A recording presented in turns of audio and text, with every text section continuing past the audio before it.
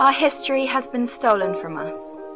Our heroes died in childbirth, from peritonitis, overwork, oppression, from bottled up rage.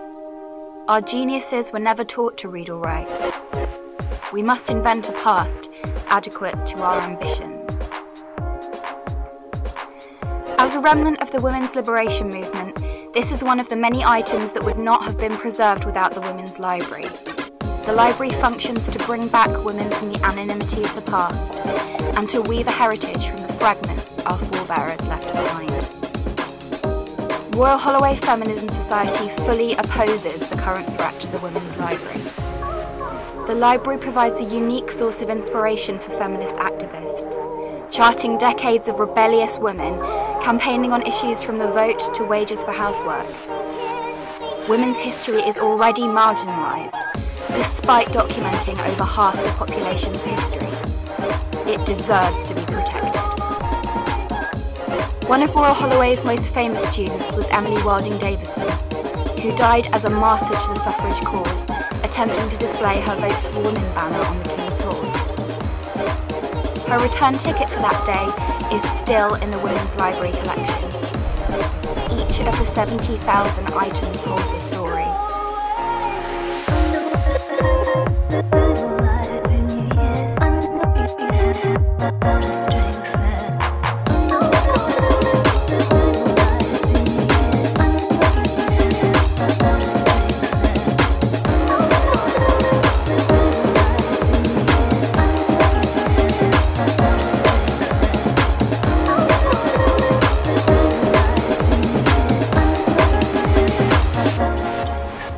Her funeral was the only occasion Royal Holloway students were allowed at a London suffrage outing.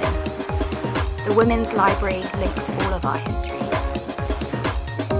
In A Room of One's Own, Virginia Woolf wrote, "When one reads of a witch being ducked, of a woman possessed by devils, of a wise woman selling herbs, or even of a very remarkable man who had a mother, then I think we are on the track of a lost novelist, a suppressed poet, of some mute and inglorious Jane Austen, some Emily Bronte who dashed her brains out on the moor, or mopped and mowed about the highways crazed with the torture that her gift had put her to.